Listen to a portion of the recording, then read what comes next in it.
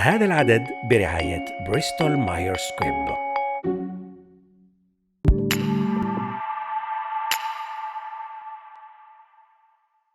Salam, nous nous intéressons aujourd'hui au cancer gastrique, on l'appelle aussi le cancer de l'estomac. L'estomac qui est, comme vous le savez tous, fait partie de notre appareil digestif dont le rôle est de composer les aliments que nous consommons. اليوم نتكلموا على سرطان المعدة. المعدة اللي هي جزء من جهازنا الهضمي. Cette pathologie est classée au 4e rang après les cancers du poumon, le sein et le cancer colorectal. Quels sont alors les facteurs de risque? Quels sont aussi les symptômes? On parlera également des données épidémiologiques avec les chiffres qui concernent l'Algérie, bien sûr les traitements en dernier. يحتل هذا المرض المرتبة الرابعة بين السرطانات. ما هي عوامل الخطر؟ ما هي الأعراض؟ ونتحدث أيضا اليوم عن المعطيات الوبائية مع الأرقام الخاصة بالجزائر. أخيرا العلاجات الموجودة حاليا. Healthy, c'est tout de suite.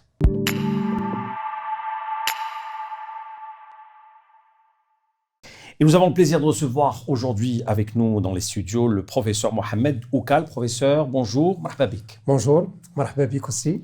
Vous êtes chef du service, tout le plaisir est pour nous, vous êtes le chef du service oncologie au CHU Bni Messous Alger. Alors d'abord, définition au juste, le cancer gastrique.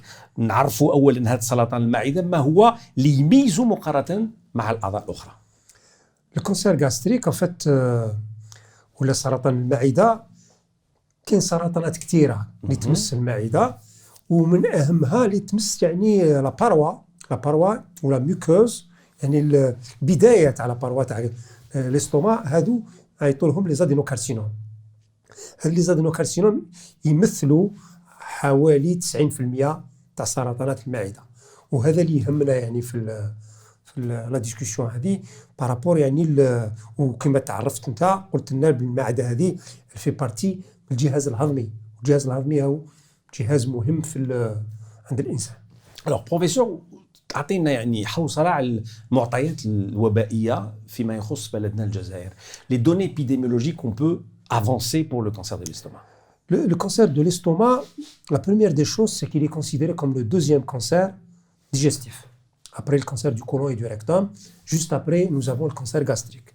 يعني هذا السرطان المعدة هو ثاني من حيث يعني العدد، ثاني سرطان الجهاز الهضمي بعد سرطان القولون والمستقيم.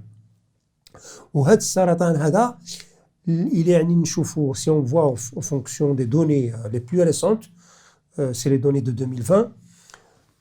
في الجزائر عندنا registre qui s'appelle le réseau national des registres des cancers.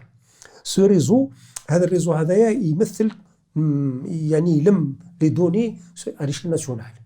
وهذا اخر طبعه تاعو يعني تاع 2000 يمد حوالي 2500 حاله سرطان المعدة. C'est-à-dire nous avons à peu près chaque année 2500 nouveaux cas de cancer de l'estomac. عندنا une petite prédominance يعني masculine. الرجال يعني يتقاسوا شوية أكثر من النساء ولكن يعني ماشي فرق كبير بيناتهم.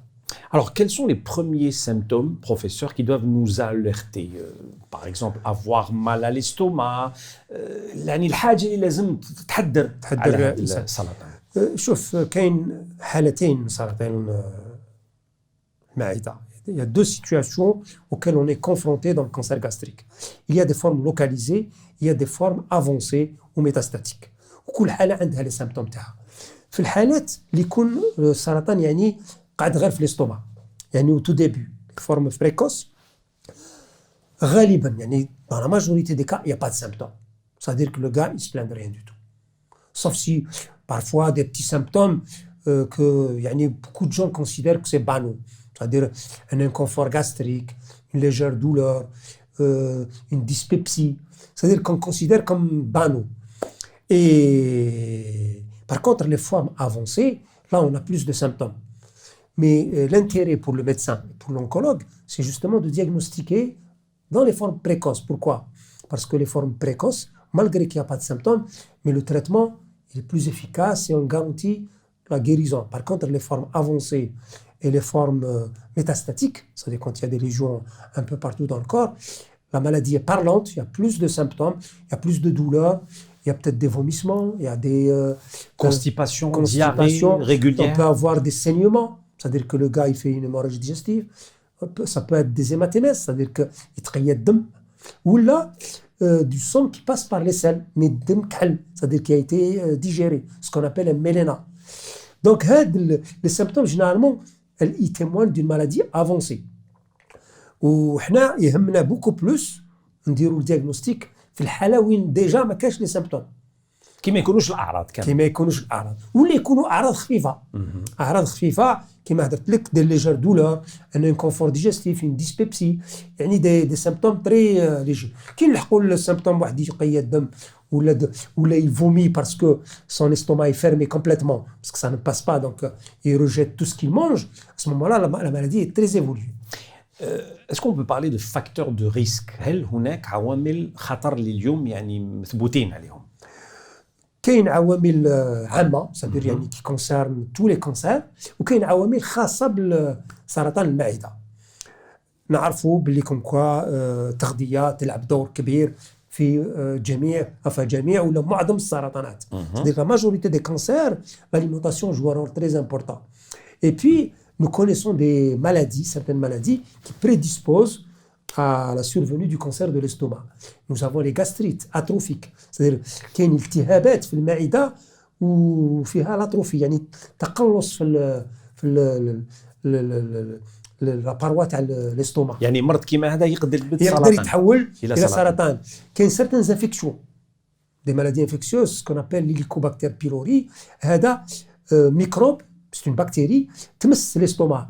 هذا على الطول صديق سانطران دي غاستريت كرونيك يتحولوا مع الطول الى ان كانسر. لولسير واحد اللي عنده لولسير يعني شغل جرح في الاستوما تاعو الا كان طول بزاف يقدر يتحول ما يبراش مليح ويلي مال تريتي il peut progresser vers un cancer de l'estomac. المرضى اللي كان باغ اكزومبل تعرضوا الى عمليات باغ اكزومبل جراحيه في الاستوما تاعهم سكون ابل لو موانيون غاستريك. لو موانيون غاستريك هذا سي لي با سورفيي il risque de dégénérer en cancer de l'estomac. D'accord. Et pour ce qui est de l'alimentation, forcément vous allez me dire. Bien sûr, l'alimentation, je vous ai dit, elle joue un rôle très important. Et actuellement, nous avons des preuves. Il y a eu des études de cohorte, des études de clinique, يعني دراسات معمقة اللي ثبتت باللي بعض الأغذية تلعب دور كبير في نشوب بعض هذا المرض سرطان المعدة.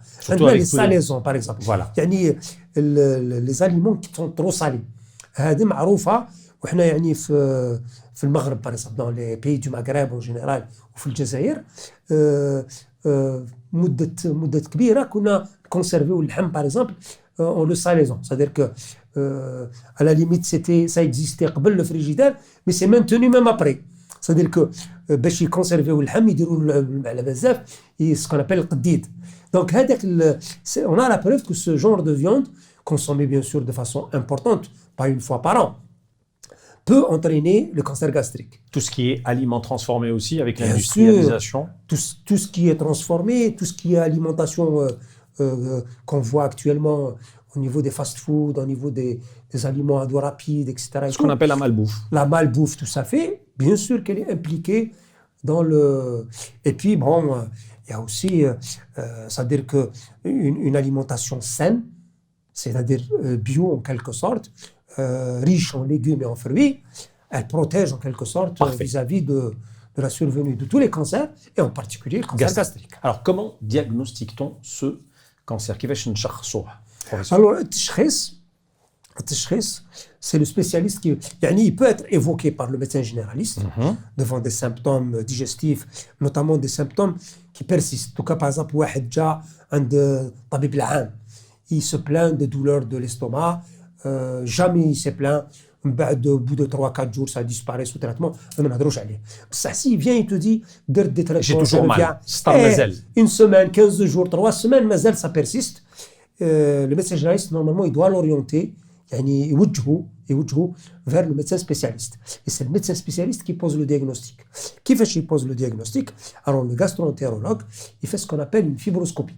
La fibroscopie, c'est un examen, يعني شغل un tuyau qu'on introduit داخل الجهاز الهضمي داخل التوب ديجستيف يلحق حتى الاستوما. Ce qu'on appelle une fibroscopie. الفيبروسكوبي فوالا معروفه يعني عند المواطنين. هاد لا فيبروسكوبي عندها بزاف لي زافونتاج. وشنو هم؟ اولا سا بيرمي او غاسترو دو فوار الاستوما على الانتيريور، يشوف الحاله تاعها، يقدر يشوف لا ليزيون الا كان باغ اكزومبل جرح ولا حبه ولا كش حاجه يقدر يشوفها. وثاني حاجه يقدر يفي دي بريليفمون باسكو هذاك لو فيبروسكوب عنده اون بانس معاه، هذيك لا بانس elle permet de faire des prélèvements Pour analyser par pour la suite. analyser. يبعثهم للمخبر c'est-à-dire il les envoie au laboratoire. Le laboratoire il va vous dire voilà c'est un cancer ou là c'est autre chose. هاو كيفاش نديروا التشخيص. والتشخيص ما يقدرش يكون غير بلا لابات يعني بالمخبر. on peut pas dire باش هكذا باسكو درنا برك لا فيبروسكوبي نقدروا نقولوا بلي سي ان كانسير. دونك اون با في البريليفمون وبعثناه للمخبر والمخبر يشوفوه في الميكروسكوب ثم اللي يثبتوا يعني بلي s'agit d'un cancer de l'estomac. D'accord. On va être un peu technique. Les spécialistes parlent justement parfois d'état précancéreux de l'estomac. Que veulent-ils dire au juste par précancéreux? Justement, je crois qu'on en a déjà parlé, c'est les lésions qu'on retrouve, c'est la gastrite atrophique, c'est un état précancéreux. Si on ne traite pas convenablement cet état précancéreux, il risque de se transformer. Ah, donc c'est toutes les maladies que Tout à fait. هادو هما اللي يقدروا يتحولوا en cancer, on les considère comme des... C'est pas des cancers, c'est des états précancéreux, mais qui sont susceptibles de se transformer en cancer si on les néglige, si on les prend pas en charge. D'accord. Alors, le diagnostic précoce, voilà un sujet qui vous tient à cœur, comme Bien tous les sûr. oncologues, comme oui. tous les professeurs. Parce que le diagnostic précoce, il a beaucoup d'avantages. Le diagnostic précoce, le premier avantage, c'est qu'il permet la guérison de la maladie parce que la maladie est localisée, le traitement, il n'est pas très coûteux. Parce que quand vous avez une maladie qui est avancée, vous avez besoin de plusieurs moyens pour la traiter. Vous avez besoin de la chimio, vous avez besoin des thérapies ciblées, vous avez besoin de plein de traitements qui coûtent très très cher. Par contre, quand c'est localisé, parfois la chirurgie suffit.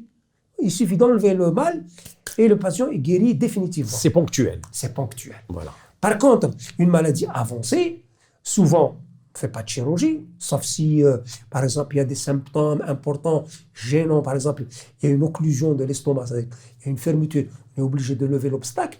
Sinon, à ce moment-là, c'est le traitement médicamenteux. Et comme vous le savez, le traitement médicamenteux, ça coûte très très cher et puis ça ne garantit pas la guérison. Alors, كيفاش نشجعوا هذا التشخيص Boubacar? Comment encourager nos concitoyens aujourd'hui à Les s'inquiéter? concitoyens, en fait, ce qu'on leur conseille, c'est qu'ils ne négligent pas les symptômes. Quand il y a un symptôme, c'est un Apprendre au symptôme de sérieux. temps. Apprendre au sérieux. À prendre au sérieux. Ça coûte rien d'aller consulter le médecin généraliste ou le médecin de famille et lui expliquer la situation. Maintenant, si le médecin généraliste juge que c'est un symptôme banal qu'il peut traiter et que ça disparaît, tant mieux. S'il voit que ça persiste, il doit s'alerter et aller un vers gastro. un gastro pour faire les explorations indispensables et faire le diagnostic. Très bien. Alors, avant de parler des traitements, accent sur les moyens de prévention. Il y a un détail sur Il y a un lequel... petit détail. Allez-y, Juste professeur. après le diagnostic, ce qu'on doit faire, on doit faire ce qu'on appelle un bilan d'extension. D'accord. C'est-à-dire, au fait, le fait d'avoir vu la tumeur par le fibroscope et d'avoir prélevé, on a la preuve, ça ne suffit pas pour dire si c'est une maladie localisée ou pas. On fait ce qu'on appelle un bilan d'extension. On fait un scanner, thorax, abdomen, pelvis, etc. pour nous dire est-ce que cette maladie est localisée juste au niveau de l'estomac ou bien on trouve des lésions au niveau du foie, au niveau du poumon, etc. pour dire une maladie métastatique. Parce qu'en réalité, ce bilan d'extension, il permet de classer la maladie. Et c'est très important. C'est en fonction de la classification qu'on peut justement parler du traitement. Et le traitement dépend du stade de la maladie. Et le stade de la maladie, il vient après le bilan d'extension. D'accord. Alors, on a parlé justement de tout ce qui est dépistage précoce, les moyens de prévention. Vous, en tant que professeur, qu'est-ce qui est exercé en la matière pour justement faire de la sensibilisation? La sensibilisation, l'ouiqaya, bon, parfois c'est difficile. Moi, je reconnais, quand on demande à des gens d'avoir une alimentation saine et d'avoir une activité physique régulière et tout ça, parfois ils vous disent moi j'ai pas où faire mon sport, j'ai pas et puis j'ai pas les moyens de me payer par exemple les fruits et les légumes qui coûtent cher, mais on insiste quand même là-dessus entre une alimentation comme on dit transformée, c'est-à-dire que vous avez de la viande transformée, des conserves, tout ce qui est pâté, certains fromages, etc. et tout. Après, vous avez à côté les légumes, les fruits naturels. Il n'y a pas photo. Mais bon, si on doit conseiller les gens, on doit leur conseiller de faire de l'activité physique régulière. Je dis bien régulière. Il ne s'agit pas de faire de l'activité physique intensive.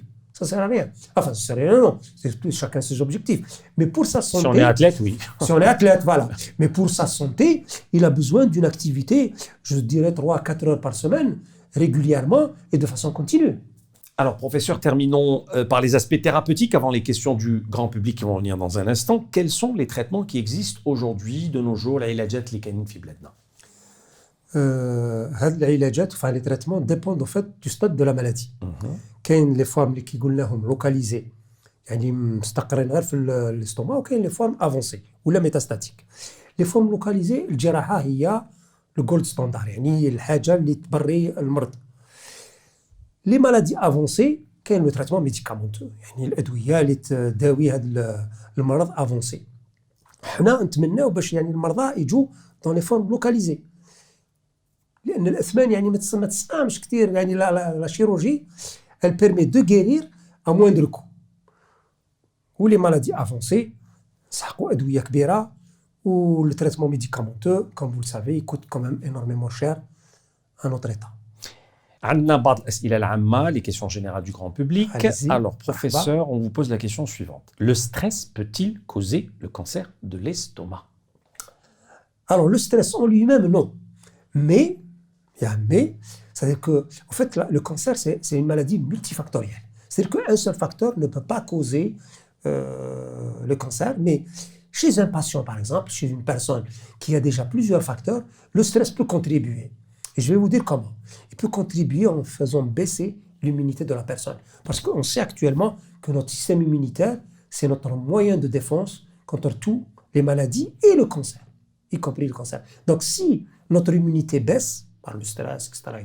et que par ailleurs, nous avons d'autres facteurs de risque, donc les facteurs dont on a parlé, l'alimentation, la sédentarité, et puis les lésions qu'on peut trouver par exemple à l'état précancéreux, tout ça peut faire que le cancer peut survenir. Mais le stress seul, il ne peut pas justifier, on n'a aucune preuve. Il contribue, il peut favorise. Favorise, tout à fait. Voilà. Tout à fait. Donc, mais à lui seul, non. À lui seul, non. Parfait. Moi, c'est une question qui revient souvent. Alors, une autre question, et certainement vous la devinez, la consommation excessive des boissons gazeuses, malheureusement. Dans notre pays, c'est une réalité, hein, on ne va pas se le... Les boissons gazeuses sont nocives. Ça, quel que soit X, pas uniquement pour le cancer, pour plein de maladies. Nous avons plus de 5 millions de diabétiques en Algérie. Plus, je dis bien plus. Nous, les diabétiques déclarés. Et les boissons gazeuses, elles y sont pour beaucoup. Je ne vous cache pas, elles y sont pour beaucoup. Il y a une surconsommation des boissons gazeuses. Et le plus important, enfin le plus dangereux, c'est qu'elles sont plus sucrées qu'ailleurs. Et le sucre, vous savez que le sucre est impliqué dans les cancers. Donc, et puis l'obésité. L'obésité est impliquée dans le cancer. Donc indirectement... L'obésité qui est une maladie maintenant, il faut le dire. Bien sûr, l'obésité, beaucoup de cancers sont dus à l'obésité. Donc, boisson gazeuse égale obésité, égale dépendance. Moi, je connais des jeunes de 15-20 ans qui sont dépendants des boissons gazeuses, à cause du sucre, bien sûr. Donc, bien sûr, oui. C'est avéré. Oui. La sédentarité et manque d'exercice, vous en parlez sans arrêt. Bien sûr. C'est-à-dire que la sédentarité, en fait, elle favorise l'obésité déjà. Et puis, ça bloque le métabolisme. Alors, professeur, on est d'accord, on ne parle pas de sport, on parle d'activité physique. C'est-à-dire, la marche est considérée comme une activité physique. Bien sûr. 30 minutes de marche par jour suffisent largement. On n'a pas besoin de faire des sports de haut niveau, etc. Et tout. Non, une activité physique, c'est-à-dire éviter la sédentarité. C'est tout, de ne pas bouger, quoi. Il faut bouger. Il faut bouger. Il faut bouger. Tout à fait. Toute dernière question, consommer une nourriture trop chaude, trop froide, peut-elle provoquer? Oui. En fait, la consommation d'aliments trop chauds ou trop froids est nocive pour le tube digestif, pas uniquement pour l'estomac. C'est-à-dire qu'en prenant par exemple une boisson très chaude, vous pouvez brûler votre œsophage ou votre paroi gastrique. Et cette brûlure, elle va entraîner une cicatrice qui va être un état précancéreux. D'accord. C'est-à-dire c'est comme si vous avez créé une gastrite. Et cette lésion, c'est vrai que sur le coup, c'est pas un mois après que vous aurez un cancer. Mais à force. Non, au bout de quelques années. Non. C'est-à-dire une fois que vous avez provoqué la lésion, au bout de 10 ans, elle peut se transformer en cancer. Et l'eau fraîche aussi ou les boissons trop fraîches? Trop fraîches. Trop fraîches et les boissons trop chaudes. Parce que tiède, non. Tiède, au contraire, c'est très conseillé de manger des aliments tièdes. C'est pas la peine de les manger trop chauds ni trop froids.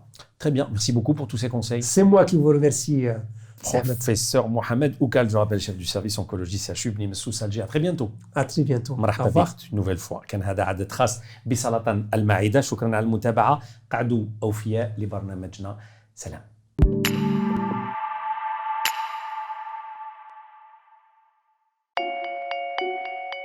هذا العدد برعاية بريستول مايرز سكويب.